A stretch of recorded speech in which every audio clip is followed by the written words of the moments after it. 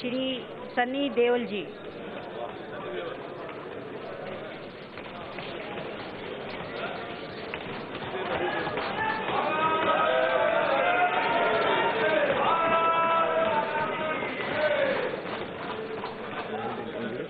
Okay, I just give it to you.